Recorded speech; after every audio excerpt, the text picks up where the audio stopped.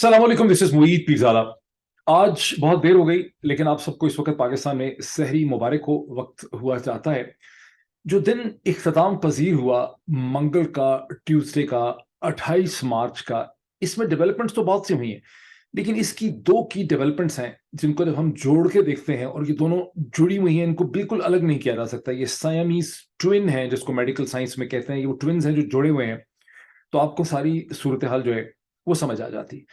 एक वो डेवलपमेंट है जहां सुप्रीम कोर्ट पाकिस्तान रिज्यूम करती है अपनी उस हेयरिंग को उसके सेकंड दिन में, जहां नए अटॉर्नी जनरल ऑफ पाकिस्तान जनाब ऐवान साहब जो हैं वो हुकूमत का मौक़िफ़ प्रेजेंट करते हैं। इलेक्शन कमीशन का मौक़िफ़ ये भी आना है। और दूसरी तरफ से बैरिस्टर अली जफर जो है, ये वो पिटीशन है जिसे तहरीक इंसाफ फॉर्मली लेके आई है against the decision of the election commission of Pakistan, जहां इलेक्शन कमीशन ऑफ पाकिस्तान ने एक फर्रो मारा है और 183 दिन इलेक्शन को आगे फेंक दिया है, 90 दिन की लिमिट के बियॉन्ड। ये 90 दिन plus 183 days to 8 October.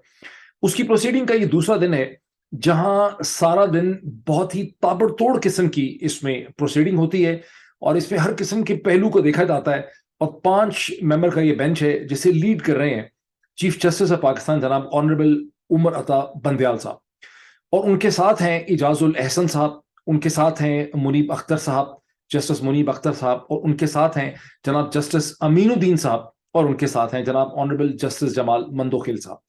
5 member के बेंच में से 4 मेंबर के जो बेंच हैं वो इलेक्शन कमीशन ऑफ पाकिस्तान ने जो किया है उससे बिल्कुल ही अनसिंपैथेटिक नजर आते हैं। यानी उनके कमेंट्स और उनकी ऑब्जर्वेशन और उनके सवालात से ये बात वाज़ेह हो जाती है कि वो बिल्कुल क्लियर हैं कि इलेक्शन कमीशन ऑफ पाकिस्तान ने जो कुछ भी किया है उसका उसके पास ना तो उसके पास पावर्स हैं ये करने की। यानी इलेक्शन कमीशन ऑफ पाकिस्तान जो इससे पहले लाहौर हाई कोर्ट के सामने और सुप्रीम कोर्ट ऑफ पाकिस्तान के सामने जनवरी से लेकर 28 फरवरी तक बारहा ये कह चुका है कि उसके पास कॉन्स्टिट्यूशनल मैंडेट है ही नहीं तारीख देने का, उसने 8 अक्टूबर की तारीख कैसे दे दी। बार बार जस्टिस ये सवाल दोहराते हैं। ये सवाल वो कभी अटॉर्नी जनरल से पूछते हैं, कभी वो आपस में कमेंट करते हैं, कभी वो बैरिस्टर अली जफर से ये सवाल पूछते हैं। तो माइंड और उनकी डायरेक्शन जो है वो बिल्कुल क्लियर हो जाती है। जो डिफरेंस हमें नजर आता है इसमें, जो एक डिफरेंट पॉइंट ऑफ व्यू हमें नजर आता है, वो जनाब जस्टिस ऑनरेबल जस्टिस जमाल मंदोखिल साहब का नजर आता है, जो पहले ही अपना डिसेंट नोट जो है उसमें अपना नाम लिखवा चुके हैं। ये वही 28 पेज का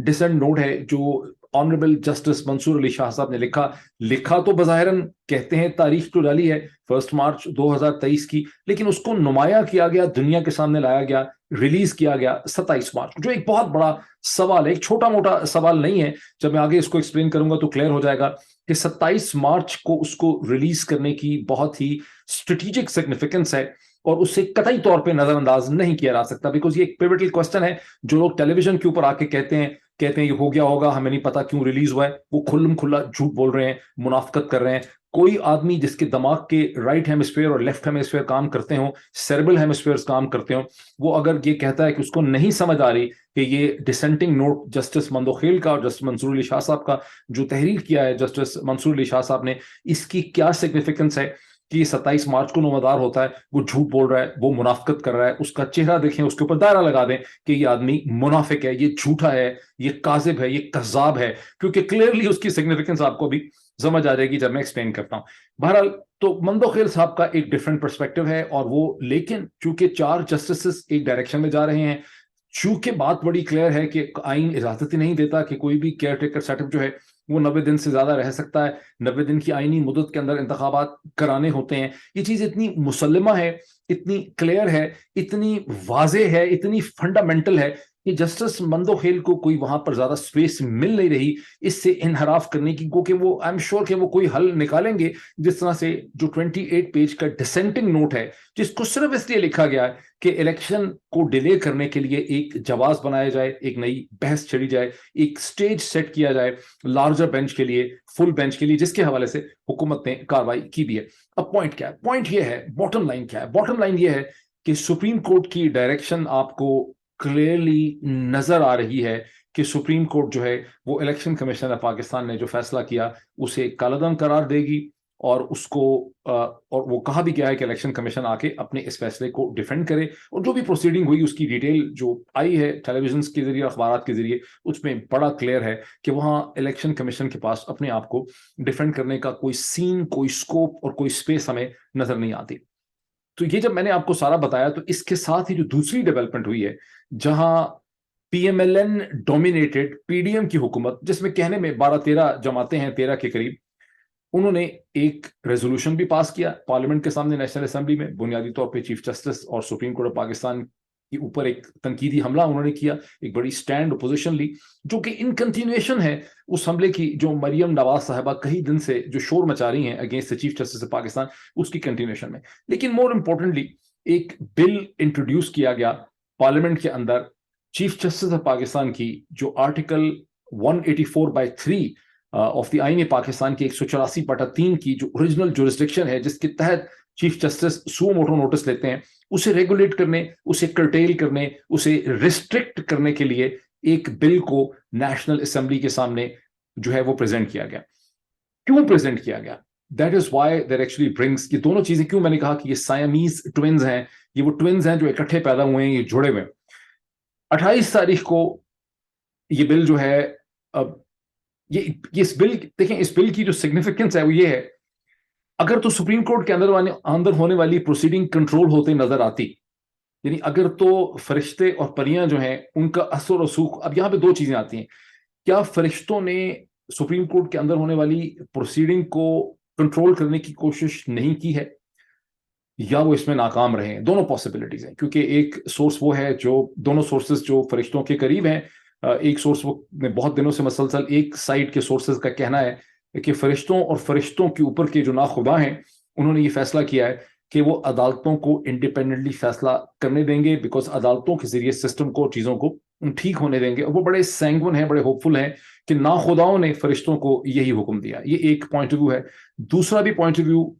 فرشتوں ہی کی طرف سے آتا ہے. وہ پوائنٹ آف ویو یہ ہے کہ فرشتوں کو اور ان کے ناخداؤں کو ڈس انفارمیشن کرنے کی بڑی پرانی انسٹیٹیوشنل قسم کی عادت ہے, اور وہ فیل گڈ فیکٹر کے لیے اپنے لوگوں کو اور بہت بڑی جو پاپولیشن اور عوام اور اینالسٹ اور میڈیا ہے ان کو ایک غلط فہمی میں رکھنے کے لیے یہ ڈس انفارمیشن مچا کے رکھتے ہیں. But irrespective of these two perspectives, جو چیز ہمارے سامنے نظر آتی ہے کہ سپریم کورٹ کی پروسیڈنگ جو ہے وہ یا تو فرشتوں نے اس کو اثر انداز ہونے کی کوشش نہیں کی, یا زیادہ پاسبلٹی یہ ہے کہ سپریم کورٹ نے فرشتوں کو شٹ اپ کال دے دی ہے, جیسا کہ میں نے اپنے ایک ٹویٹ میں کہا. اب جبکہ سپریم کورٹ کی پروسیڈنگ اور اس کے ڈائنامکس جو ہیں وہ P M L N control government اور پی ڈی ایم کے ہاتھ سے نکل جاتے ہیں, that brings into significance the bill. یہ بل میننگ لیس ہے اگر آپ پچھلی چیز کو نہ دیکھیں. اگر پہلے صورتحال کنٹرول میں ہوتی, اس بل نے نہیں آنا تھا. تو یہ بل معرض وجود میں آتا ہے بیکاز سپریم کورٹ کنٹرول میں نہیں ہے. اب ہم اس بل کے سٹیپس دیکھ لیں کہ یہ بل اب آ جاتی ہے امپورٹنس اس ڈسینٹنگ نوٹ کے. اور اس سے پہلے کہ میں اس ڈسینٹنگ نوٹ پہ واپس آؤں, میں تھوڑا سا اس کا آپ کو ایک بیک گراؤنڈ دے دوں کہ جو صورتحال اس وقت ہے, جہاں کہنے میں یہ گورنمنٹ پی ڈی ایم کی ہے, اس کے اندر پی پی پی ہے, اس میں جے یو آئی ایف ہے, اس میں اے این پی ہے, اس میں پختونخوا ملی عوامی پارٹی ہے, اس میں ایم کیو ایم ہے, اس میں سب جماعتیں, 12 جماعتیں جن کے نام بھی یاد کرنے مشکل ہیں, 12-13 جماعتیں. لیکن پرنسپلی اس کے اندر آپ کو جو مینٹیلٹی, جو مائنڈ سیٹ, جو سوچ آپ کو نظر آتی ہے, جو ایک آپ کو فسطائیت کی سوچ نظر آتی ہے, فیشزم کی سوچ آپ کو ننگی یہاں پہ نظر آتی ہے, وہ خالصتاً نواز شریف صاحب کی سوچ ہے, وہ پی ایم ایل این کی سوچ ہے, جو آپ کو اب ایک جوان مریم نواز سے نظر آتی ہے, جو آپ کو رانا ثناءاللہ سے نظر آتی ہے, اور جو اس وقت آپ کو سپریم کورٹ پہ جو یہ حملہ ہو رہا ہے اس کے اندر آپ کو نظر آتی ہے. اب میں یہ کیوں کہہ رہا ہوں؟ اس لیے کہ آپ میں سے بہت سے لوگ بہت نوجوان ہیں اور بہت سے لوگ بے خبر ہیں پاکستان کی تاریخ سے. مجھے وہ دن اچھی طرح سے یاد ہیں when I was a civil servant, جب سپریم کورٹ آف پاکستان کی بلڈنگ پہ 27 یا 28 نومبر 1997 کے اوپر ایک فیشزم کا حملہ کیا گیا, خوفناک. وہاں پر جو کچھ سپریم کورٹ کے ساتھ کیا گیا 1997 کے اندر نومبر میں, اس کے بھی 2 کمپوننٹ تھے. ایک کمپوننٹ سازش تھا, جہاں جج صاحبان کو خریدا گیا, ان کو پیسے دیے گئے, ان کی آنکھیں اندھی کی گئیں, جس کو کوئٹہ بینچ کیس کہتے ہیں, جس کو بریف کیس کہتے ہیں, اور سپریم کورٹ کے جج صاحبان کو آپس میں لڑایا گیا. وہاں پہ دراڑیں پیدا کی گئیں, ڈس یونٹی پیدا کی گئی. امید تو ہم یہ کرتے تھے کہ ان منحوس لمحات جو وہ ایک ट्रेजिक लम्हात थे सुप्रीम कोर्ट की तारीख में, उससे जज साहिबान ने कुछ सीखा होगा, शायद उनको तारीख का एक पर्सपेक्टिव होगा, शायद दोबारा ये चीज ना हो, लेकिन वो कंपोनेंट आज हम दोबारा देख रहे हैं, जहां सुप्रीम कोर्ट को सुप्रीम कोर्ट ही के खिलाफ स्प्लिट करने की कोशिश की जा रही है, आइन के खिलाफ स्प्लिट करने की कोशिश की जा रही है। और दूसरा उसका कंपोनेंट वो था जब सरकारी बसों में डिप्टी कमिश्नर्स की मदद से लोगों को भर भर के लाया गया और पुलिस के राइट गियर की पुलिस की मौजूदगी में इस क्राउड ने सुप्रीम कोर्ट की बिल्डिंग में इस्लामाबाद में हमला किया और जाके अंदर तोड़फोड़ की, जबकि चीफ जस्टिस और ब्रदर जजेस को छुपना पड़ा, वहां से दौड़ना पड़ा, और उसके बाद पूरी सुप्रीम कोर्ट एक तरह से डिसॉल्व हो गई, चीफ जस्टिस को किक आउट कर दिया गया उस साजिश के नतीजे में। यह हुआ नवंबर 1997 में। इसके दो कंपोनेंट अब अभी आप देखें। और वहां मसला क्या था? वहां मसला ये था कि नवाज शरीफ साहब को एक कंटेम्प्ट प्रोसीडिंग्स का सामना था। जस्टिस सज्जाद अली शाह साहब और उनके दरमियान में मैच पड़ा हुआ था, जिसमें प्रेसिडेंट फारूक जो थे, प्रेसिडेंट फारूक साहब जो थे, वो साइड कर रहे थे चीफ जस्टिस की, और नवाज शरीफ साहब के साथ मसला ये था कि वो फैसलाबाद जब चले गए समवेयर इन फरवरी और मार्च 1997, उन्होंने फैसलाबाद डेवलपमेंट अथॉरिटी जो एक प्रोविंशियल सब्जेक्ट है, वहां पर जाके लोगों को पुलिस के जरिए हथकड़ियां लगाई, वहां से उनका, और वो बिल्कुल गलत था कि प्राइम मिनिस्टर के पास ऐसी कोई अथॉरिटी नहीं है कि प्राइम मिनिस्टर जाके पुलिस को कहे अपने साथ लेके जाए और उसको कहे हथकड़ियां लगा दें इनको। वहां मसला आबिद शेर अली साहब के वालिद के कुछ दुश्मन थे जिनके साथ उनके झगड़े थे फैसलाबाद डेवलपमेंट अथॉरिटी के, जिनको निशाना बनाया गया, और नवाज शरीफ साहब ने अपनी फस्तायत का और अपनी डिक्टेटरशिप का और अपनी मेंटेलिटी का वहां पे मुजाहरा किया। वहां से एक ऐसा झगड़ा शुरू हुआ जिसका सुप्रीम कोर्ट ने नोटिस ले लिया। फिर एक ऐसा झगड़ा शुरू हुआ, बढ़ते बढ़ते बढ़ते वो एक कंटेम्प्ट प्रोसीडिंग में शामिल हुआ, और उस कंटेम्प्ट प्रोसीडिंग में जिसमें अगर नवाज शरीफ साहब की कन्विक्शन हो जाती तो वो डिस्क्वालीफाई हो जाते एज प्राइम मिनिस्टर, तो उन्होंने सुप्रीम कोर्ट को खरीदा भी, उसको स्प्लिट भी किया, और उसके बाद उस पर हमला कर दिया। ये वाकया जहन में रखना बहुत जरूरी है, बिकॉज अभी थोड़ी सी रिफॉर्म्ड मॉडिफाइड फॉर्म में वही चीज अब आपके सामने आ गई है, जो नवाज शरीफ साहब की मेंटेलिटी उस वक्त थी वही आप देख रहे हैं। अब क्या हो रहा है? अब आप देखते हैं कि 27 तारीख को पहले डिसेंटिंग नोट आता है, एकदम करके आता है, पहले पूरे 27 दिन नहीं आता, अपेरेंटली 1 मार्च का वो डिसेंटिंग नोट है, लेकिन 27 तारीख को आपके सामने आता है। मंसूर अली शाह साहब और जनाब जस्टिस मंदो-खेल साहब के नाम से वो आता है, जिसको लिखते हैं मंसूर अली शाह। उसके फौरन बाद लॉ मिनिस्ट्री, यानी पहले आपने सुना ही नहीं है 2 दिन पहले, लेकिन फौरी तौर पर लॉ मिनिस्ट्री एक समरी बनाती है सुप्रीम कोर्ट के चीफ जस्टिस की पावर्स को क्लिप करने के लिए। वो समरी कैबिनेट के सामने आती है, इधर इधर ऐसे ऐसे करते करते कैबिनेट जो है उस समरी को अप्रूव करती है। कैबिनेट से शहबाज शरीफ साहब की कैबिनेट से उड़ के वो समरी जो है वो नेशनल असेंबली के सामने पहुंचती है। वहां राजा स्पीकर साहब धोड़म धोड़म उसको पार्लियामेंट के सामने करते हैं, और वहां पर उसको एक बेसिक मंजूरी मिलती है, और उसके बाद वो नेशनल असेंबली की जो लॉ जस्टिस पार्लियामेंट्री फेयर की कमेटी है उसके सामने चली जाती है। उसके 2 प्रपोजल्स हैं, और प्रपोजल्स बुरे नहीं हैं। प्रपोजल्स ये हैं कि जो सुओ मोटो की ओरिजिनल जुरिस्डिक्शन है अंडर आर्टिकल 184/3, इसको जब ये आए, इस किस्म का कोई मसला इशू खड़ा हो पब्लिक इंटरेस्ट का, तो they should be a 3 member committee जिसमें चीफ जस्टिस के अलावा 2 सीनियर मोस्ट जजेस हों। जहन में रखिए कि जो सीनियर प्यूनी जज हैं वो इसकत काजी फायज ईसा साहब है। यानी अगर ये चीज इंप्लीमेंट हो जाती है तो फिर जो भी सू मोटर का डिसीजन होगा उस कमेटी के अंदर काजी फायज ईसा होंगे, चीफ जस्टिस के साथ एक और सीनियर जज होंगे। वो ये फैसला करेंगे कि ये सू मोटर का केस बनता है, ये नहीं बनता, और अगर बनता है अंडर द ओरिजिनल जुरिस्डिक्शन तो फिर इसे एक 3 मेंबर बेंच कम से कम होना चाहिए जो इसको सुने। दूसरा उसमें पॉइंट ये है कि उसके खिलाफ एक अपील का राइट होना चाहिए। अगर अपील है तो विद इन 14 डेज उसके खिलाफ जो है एक अपील जो है वो आ सकती है उस बेंच के खिलाफ। On the face of it ये बड़ी अच्छी सजेशंस हैं। कई दफा सुप्रीम कोर्ट के जज साहिबान ने इसके लिए आवाज उठाई है, बार की तरफ से, वकला की तरफ से इसमें आवाज उठती है। इसमें कोई खराबी नहीं है। खराबी इसमें सिर्फ ये है कि जिस तरह से इसको टका टक टका टक करके पेश किया गया है, कि ऐसे मौके के ऊपर जब एक ही मकसद है पीएमएलएन और पीडीएम की जमातों का कि इलेक्शन से जान छुड़ाई जाए, इलेक्शन ना हो, पाकिस्तान के लोगों की विल जो है वो सामने ना आ सके, तो इसमें जो मेलाफाइड है, यानी कानून में कई दफा कहते हैं कि ये पर्सन स्पेसिफिक कानून है, ये पर्सन स्पेसिफिक से ज्यादा एक स्ट्रेटेजिक रिक्वायरमेंट स्पेसिफिक कानून बनाने की कोशिश की जा रही है। यानी इस वक्त की जो मुसीबत और चैलेंज है पीएमएलएन पीडीएम के सामने, उससे जान छुड़ाने के लिए ये एक लेजिस्लेशन की जा रही है। कॉन्स्टिट्यूशनल अमेंडमेंट करने के लिए नंबर्स नहीं है हुकूमत के पास, लेजिस्लेशन के जरिए एक कानून बनाना चाह रहे हैं। क्लियरली मेलाफाइड है, ये एक ऐसा कानून है جس سے سپریم کورٹ آف پاکستان بھی اسٹرائک ڈاؤن کر سکتی ہے، بیکاز اس کے اندر سے سازش کی اور میلا فائڈے کی، کرپشن کی بو جو ہے، بدبو اس کے اندر سے آ رہی ہے، وہ کر سکتی ہے. لیکن دوسرا بھی پوائنٹ بہت امپورٹنٹ ہے، جیسا بہت سے کانسٹیٹیوشن ایکسپرٹس نے including Aitzaz Ahsan which is the foremost constitutional expert، انہوں نے واضح کیا ہے کہ اس کو اگر ایسا کوئی قانون بنتا بھی ہے، بن جائے، کوئی حرج نہیں ہے، لیکن اس کا تمام تر اطلاق اور امپلیکیشن فیوچر میں ہو سکتی ہے، جس کو قانون کی لینگویج میں پراسپیکٹو کہتے ہیں. یہ ریٹروسپیکٹو نہیں ہو سکتا، یعنی جو ہو چکا ہے، جو suo motu notice chief justice لے چکے ہیں، جو پروسیڈنگ چل رہی ہے، ایسا کوئی قانون اس کے اوپر اثر انداز نہیں ہوتا. ظاہر ہے بنانے والوں کو بھی اس کا اندازہ ہے. وہ بیسکلی طور پہ کیا کر رہے ہیں کہ سپریم کورٹ آف پاکستان کے اوپر P M L N, P D M کی جماعتیں اور شاید اسٹیبلشمنٹ، ہمیں ٹھیک طرح سے نہیں پتا، اس شک کا اظہار میں نے پہلے ہی کیا ہے، وہ سپریم کورٹ پاکستان کے اوپر ایک اس کو ڈی لیجیٹمائز کرنا چاہ رہے ہیں. جو کچھ سپریم کورٹ کے اندر پروسیڈنگ ہو رہی ہے اس پہ پریشر ڈال کے اس کو ڈی لیجیٹمائز کرنا چاہ رہے ہیں، اخلاقی دباؤ بنانا چاہ رہے ہیں، اور اپنے فرینڈلی اخبارات جس میں ڈان شامل ہے اور بہت سے اخبارات شامل ہیں، اس کے ذریعے سپریم کورٹ کے اوپر ایک نیک بریکنگ پریشر لانا چاہتے ہیں، تاکہ سپریم کورٹ انڈر پریشر آئے، انڈر پریشر آ کر ایک چیف جسٹس ایگری کر جائیں کہ ہمیں اس کو نہیں سننا چاہیے، ان کے اوپر اتنی کرٹیسزم ہو. اور ڈان اخبار بدقسمتی سے آگے ہے اس پورے نیریٹو کو شیپ کرنے کے لیے، اور پھر سپریم کورٹ کہے کہ ٹھیک ہے ہم ایک لارجر بینچ بنا دیتے ہیں،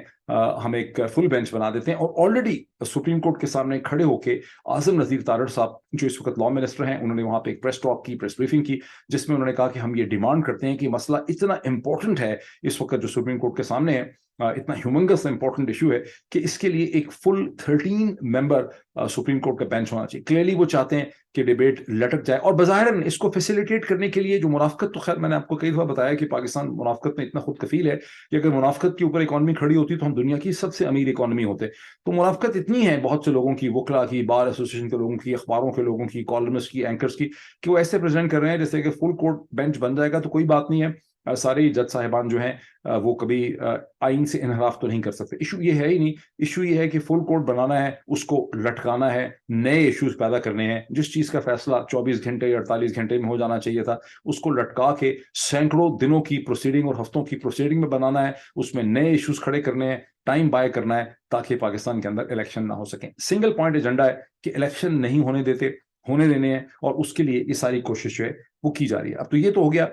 اس کا بیک گراؤنڈ. ایک میں پوائنٹ ایڈ کر دوں، کئی دفعہ میں یہ لفظ استعمال کرتا ہوں، اور fortunately I am very happy کہ اس کو اور بھی بہت سے لوگوں نے میڈیا میں پک کر لیا ہے. آرگینک کا مطلب ہوتا ہے جیسے آرگینک فوڈ ہوتا ہے، آرگینک سبزیاں ہوتی ہیں، یا وہ آرگینک چکن ہوتے ہیں جو اپنی پوری سپیڈ سے آہستہ گرو کرتے ہیں، رادر دین جو ہارمون انجیکٹڈ چکن ہوتا ہے یا ہارمون انجیکٹڈ ویجیٹیبلس ہوتے ہیں. جب ایک چیز قدرتی ہوتی ہے، آرگینک ہوتی ہے، نیچرل ہوتی ہے، تو آپ کو نظر آتا ہے، پوری دنیا دیکھتی ہے کہ ایک نیچرل چیز ہے. جب ایک چیز، اسے کہتے ہیں یعنی شادی سے پہلے جب کسی کا بچہ پیدا ہو جائے تو وہ آرگینک نہیں ہوتا، آپ کو سمجھ آ جاتی ہے کیا ہوا، 9 مہینے کا ٹائم پیریڈ تو پورا ہونا چاہیے تھا نا، 6 مہینے میں نہیں ہوتا. تو یہ جس طرح سے ہوا ہے کہ ڈسینٹنگ نوٹ ماشاءاللہ ایسے کرتے ہیں، ڈسینٹنگ نوٹ آتا ہے 27 تاریخ کو، 28 تاریخ کی صبح لا منسٹری اپنی ایک سمری بناتی ہے، 28 تاریخ کے دن میں کیبنٹ اس کو اپروول دیتی ہے، 28 تاریخ کو وہ کیبنٹ سے فلائی کر کے نیشنل اسمبلی میں پہنچتا ہے، 28 تاریخ کو اسپیکر اس کو وہاں رکھ دیتا ہے، 28 تاریخ کو وہ اسے کہتے ہیں کمیٹی کے سامنے چلا جاتا ہے. یہ آرگینک نہیں ہے، یہ نیچرل نہیں ہے، یہ قدرتی نہیں ہے. یہ اس میں کلیئرلی آپ کو میلا فائڈے نظر آ رہی ہے. But I not done 2 more points and then I explain. میں اس کو ختم کرتا ہوں. اس میں یہ بڑا سمجھنا ضروری ہے کہ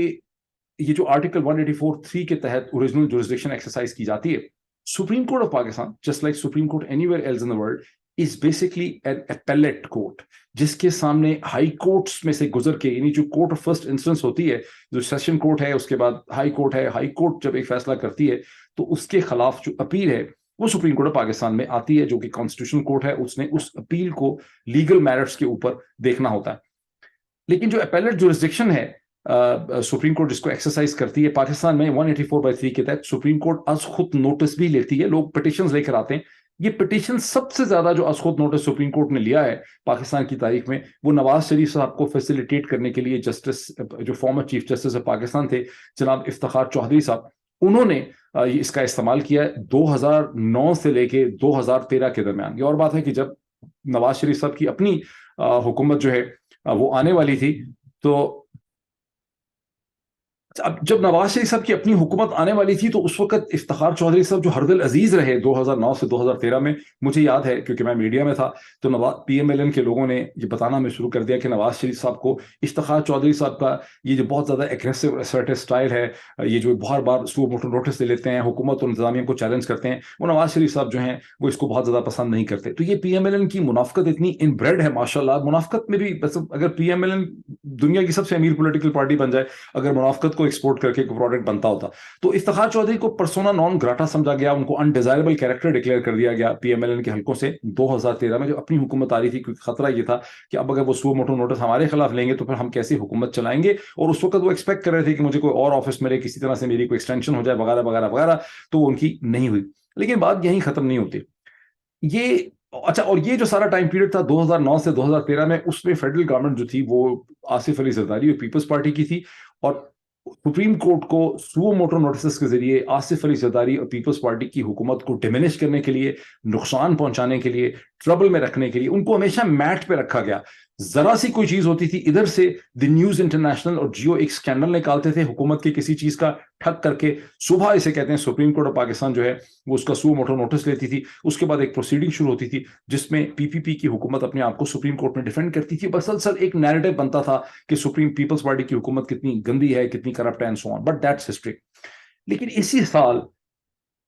سال جو پچھلا سال 12 مہینے ہے، اس میں اپریل 2022 میں جو کیسز جن کے نتیجے میں عمران خان کی حکومت ختم ہوئی وہ کیا تھے؟ وہ بھی تو از خود سو موٹو نوٹس ہی تو تھے انڈر آرٹیکل 184/3. مجھے جہاں تک یاد پڑتا ہے وہ کوئی اپیل تو نیچے سے نہیں آئی تھی ہائی کورٹ سے، وہ سپریم کورٹ نے پی ایم ایل این کی جو پٹیشنز ہیں ان کی پارٹیز کی، اس پہ از خود نوٹس لیا تھا جب ڈپٹی اسپیکر قاسم سوری کے فیصلے کو چیلنج کیا گیا، جس کے نتیجے میں عمران خان کی حکومت ختم ہوئی. پوائنٹ کیا ہے؟ پوائنٹ یہ ہے کہ ہر قانون، ہر آئین، دنیا کا ہر طریقہ، ہر کنونشن بدل جاتی ہے جب پی ایم ایل این کے انٹرسٹ پہ زد لگتی. پی ایم ایل این کو ضرورت ہو تو سو موٹو نوٹس بہت زبردست ہے، پھر چیف جسٹس ایک چھوڑ 200 سو موٹو نوٹس لے، ویلکم ہے. اب جب کہ سو موٹو نوٹس جو ہے اس سے پی ایم ایل این کی سیاست کو، یا نواز شریف کی جو ہمیشہ چلنے والی سیاست ہے، ہزاروں سال حکومت کرنے کی جو خواہش ہے، اس کو اگر نقصان پہنچتا ہے تو پھر سو موٹو نوٹس جو ہے اس کو کرٹیل کرنا ہے. بہرحال الٹیمیٹلی یہ چیز بہت امپورٹنٹ ہوگی جس کا میں نے شروع میں اشارہ کیا کہ پاکستان کی اسٹیبلشمنٹ کیا سوچ رہی ہے. لوگ ابھی بھی یہ توقع کرتے ہیں، تمام لوگ، ایک تعلق ہے پاکستان کی اسٹیبلشمنٹ کا پاکستان کے لوگوں کے ساتھ کہ پاکستان کی ایک وہ دن ایسا سورج طلوع ہوگا جب پاکستان کی اسٹیبلشمنٹ کو خیال آئے گا کہ اس کی جو چند افسران کی ضد ہے وہ پاکستان کی قوم کو، پاکستان کی آرمی کو، پاکستان کی اسٹیبلشمنٹ کے لارجر لانگ ٹرم انٹرسٹ جو ہیں ان کو نقصان پہنچا رہی ہے. تمام سیاسی حیثیت ختم ہو چکی بھی ہے پی ایم ایل این اور پی ڈی ایم کی، ان جماعتوں کی. یہ صرف الیکشن سے دوڑ رہے ہیں. یہ بڑی بدقسمتی ہوگی کہ اسٹیبلشمنٹ ان کے ساتھ اپنے مستقبل کو خراب کرے اور ان کا ساتھ دیتی رہے، کیونکہ آگے صرف تاریکی ہی تاریکی نظر آ رہی ہے. ابھی اتنا ہی، پھر آپ سے ملاقات ہوتی.